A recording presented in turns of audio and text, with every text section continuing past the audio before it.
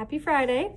So we are continuing to read Heidi by Joanna Spyri, and we are on chapter 14. If you'll remember, in 13, Heidi made it all the way and returned to grandfather, and he was checking on her a lot while she slept to make sure that her health was okay. All right, so we are on 14, and this chapter is called When the Church Bells Ring. Heidi stood under the swaying trees, waiting for her grandfather to go down the mountain with her.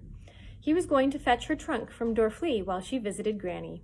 She was eager to get there, to hear how she had enjoyed the rolls, but, listening to the familiar rustling of the trees with her eyes resting on the distant green pastures, she did not grow impatient. Presently he came out of the hut and took a last look around. It was Saturday, the day he always cleaned the whole place inside and out, and tidied up generally. He had worked hard all the morning so that he would be free to go with Heidi in the afternoon, and now everything looked spick and span, so he could leave it in a clear conscience. "Now we can go," he said. They parted company outside the little house where Peter lived, and Heidi went in there. Granny heard her step at once and called affectionately, "Is that you, child?" She took Heidi's hand and held it tightly, as if she was afraid of losing her again. "How did you like the rolls?" asked Heidi at once. "Oh, they taste good. I feel better already." "Granny's so anxious to make them last that she would only eat one last night and another this morning," put in Bridget. "If she has one every day for the next 10 days, I'm sure she'll get back her strength." Heidi listened thoughtfully, and an idea came to her. "I know what I'll do, Granny," she cried. "I'll write to Clara. I'm sure she'll send more rolls. I'd saved lots and lots for you, but they were all thrown away. And then Clara promised that she'd give me as many as I wanted. She'll keep her word, I know." "That's a kind thought," said Bridget, "but I'm afraid they'd be quite stale and hard by the time they got here. If I had a spare copper or two, I'd get some from the baker in Dorfli, but it's as much as I can do to buy the black bread." A beaming smile spread over Heidi's face. "But I've got lots of money, Granny," she exclaimed, "and now I know what I can do with it. You shall have a fresh roll every day, and 2 on Sundays, and Peter can bring them up with him from the village." No, protested Granny. "You mustn't spend your money on me. You give it to grandfather, and he'll tell you what to do with it." Heidi paid no attention, but pranced around the room, singing, "Now Granny can have a fresh roll every day, and we'll soon be strong again.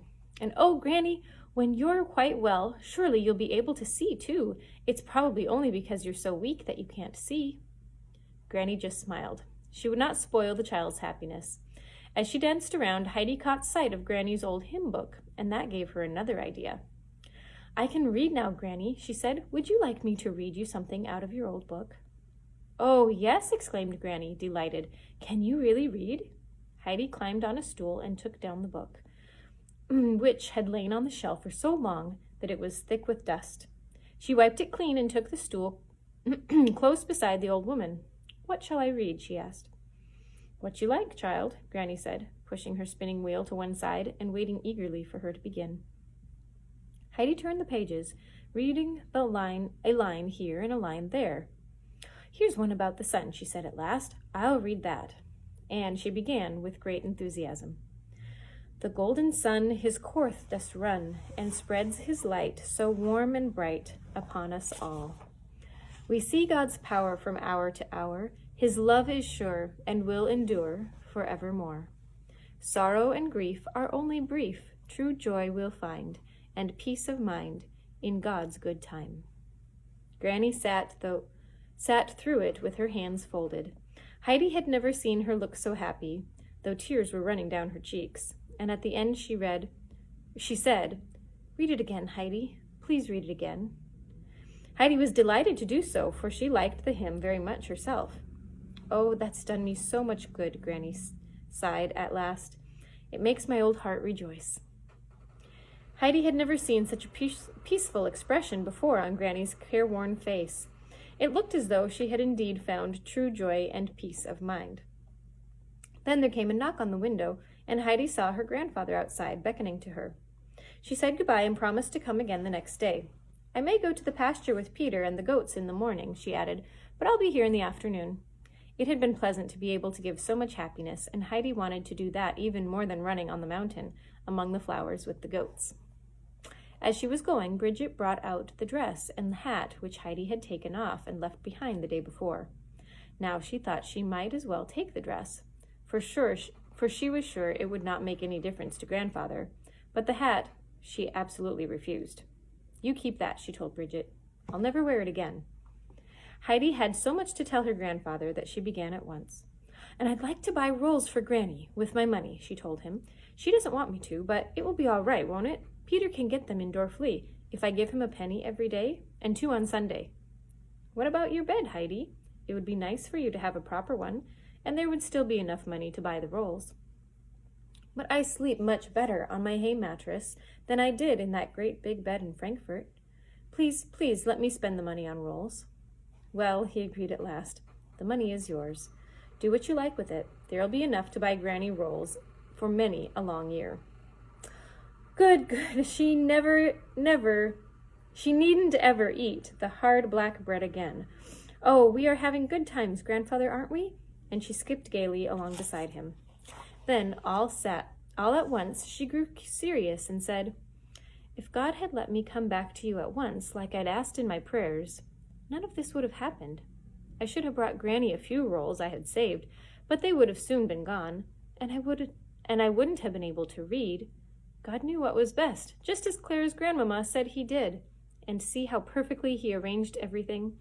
I'll always say my prayers after this, and grandmama told me to. And if God doesn't answer them at once, I shall know it's because he's planning something better for me, just as he did in Frankfurt.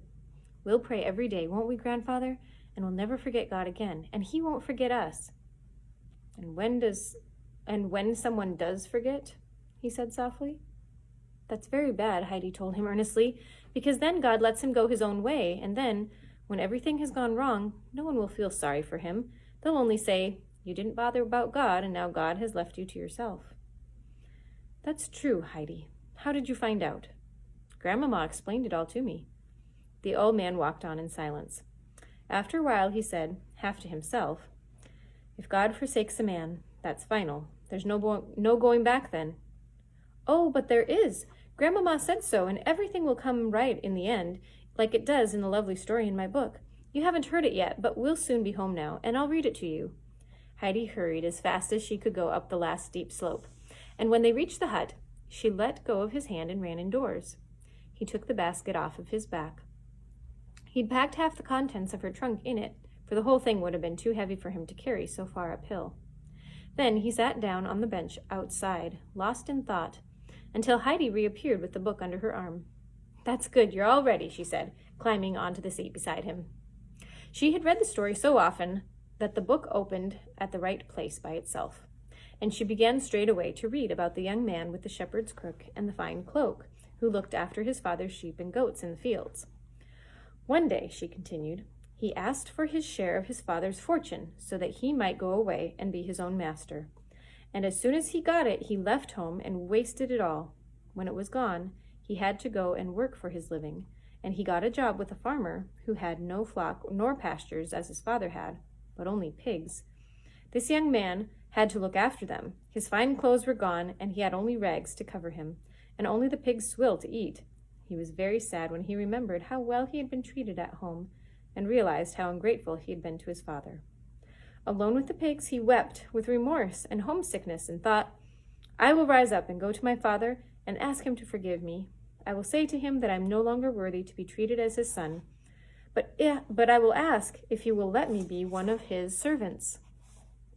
So he set out, and when he was still a long way off, his father saw him and came running towards him." Heidi broke off to ask, "What do you suppose happens now? I expect you think his father would be angry and say, 'I told you so.' Just you listen, though. When his father saw him, his heart was filled with compassion for him, and he ran and met him and put his arms around him and kissed him. And his son said, 'Father, I have done wrong against heaven and against you, and I'm no longer worthy to be your son.' But his father called to his servants, 'Bring me the good robe and put it on him, and a ring for his finger and shoes for his feet.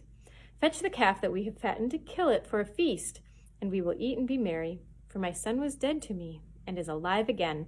He was lost and is found.' And they began to be merry."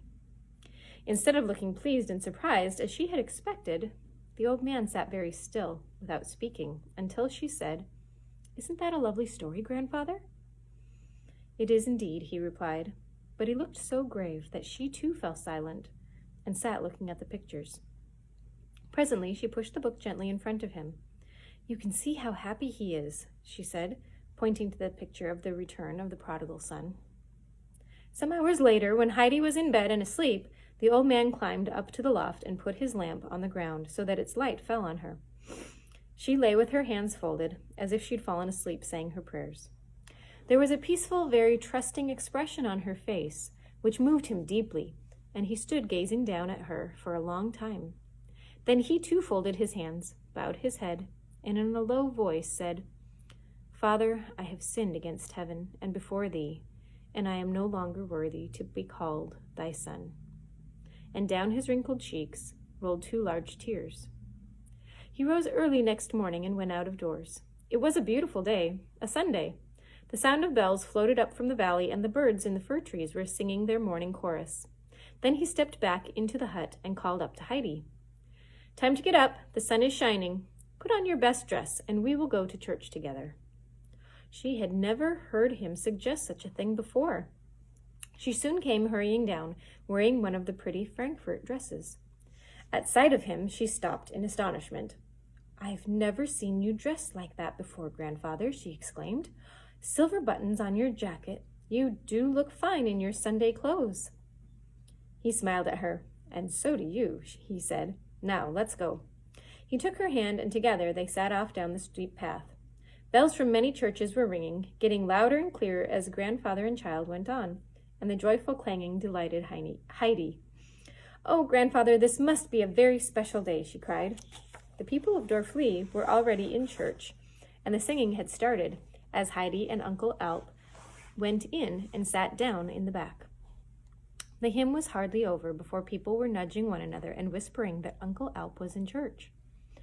Women kept turning around to look, and so lost the place in their hymn books, and the leader of the choir simply could not keep the voices together. But when the pastor began to preach, everyone gave him their attention, for he spoke of praise and thanksgiving, and with such warmth that his listeners were truly moved. At the end of the service, the old man took Heidi by the hand again, and they went towards the pastor's house. The congregation watched them with interest.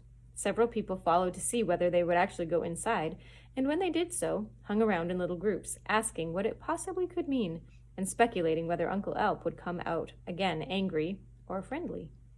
There were those who said, "He can't be as bad as people make out. Did you see how gently he held the child by the hand?" Or, "I've always said they were wrong. He wouldn't be going to see the pastor at all if he was such a bad lot." "What did I tell you?" demanded the baker. Would the child have left that place, where she was so well looked after, with plenty to eat and drink, and have come back of her own accord to him if he was as hard and as bad as people said? Gradually, they all changed their minds about Uncle Alp and began to feel quite friendly toward him. Then some women joined in the talk, and they had heard from Bridget and Granny how Uncle Alp had come down and patched up their cottage for them, and had stopped the shutters rattling, and in time they were looking eagerly at the house door, like old friends waiting to welcome a traveler who had been long away and greatly missed. Now when Uncle Alp had gone inside the pastor's house, he knocked on the sturdy door, and the pastor came out looking quite as though he had expected the visit, for of course he had seen them in church. He shook hands with Uncle Alp so warmly that at first the lonely old man could hardly speak. He had not expected such kindness. When he'd collected himself, he said, "I've come to ask you to forget what I said when you called on me that time, and not to hold it against me that I wouldn't take your friendly advice. You were quite right, and I was wrong. I shall do as you suggested, and move down to Dorfli for the winter. The weather is too severe then for the child to be up in the hut, and if the people down here do regard me with suspicion, that's no more than I deserve, and I know you won't do so." The pastor's face showed how pleased he was. He pressed Uncle Alp's hand again and said, "Neighbor, your mountains have been a good church to you and brought you to mine in the right frame of mind. You've made me very happy.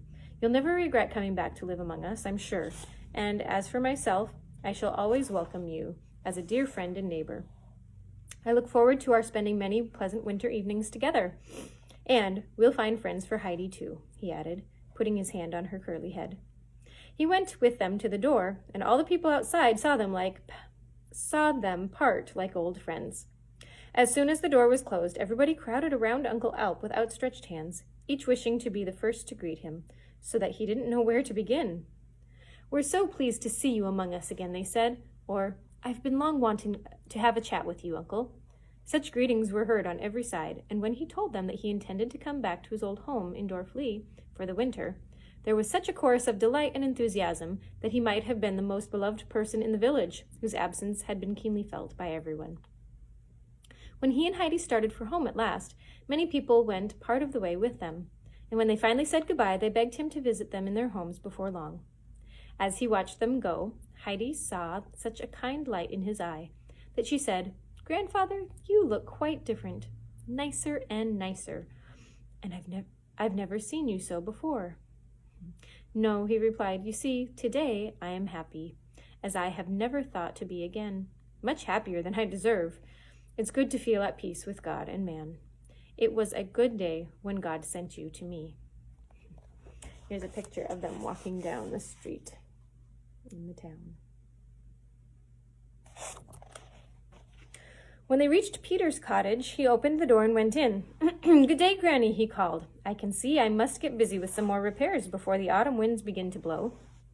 "Goodness me, is it Uncle Alp?" cried the old woman. "What a fine surprise. Now I can thank you for all you did for us before. May God reward you." She held out her hand, which trembled a little, and he shook it heartily. "I've something in my heart I'd like to say to you," she went on. "If I've ever done you any harm, don't punish me by letting Heidi go away again while I am still above ground. You don't know what she means to me," and she hugged Heidi, whose arms were already around her neck. "Don't worry, Granny," Uncle replied reassuringly. "I won't punish either of us in that way. We'll all be together now, and for some time yet, please God." Bridget took Uncle aside, then to show him the hat with the feather, and told him that Heidi had said she could keep it, but that she really couldn't take it from the child. Uncle Alp gave Heidi an approving look. "That hat is hers, and if she doesn't want to wear it, she's right. You should certainly keep it since she's given it to you." Bridget was delighted. Holding the hat up, she exclaimed, "Just fancy! It must be worth quite a lot of money.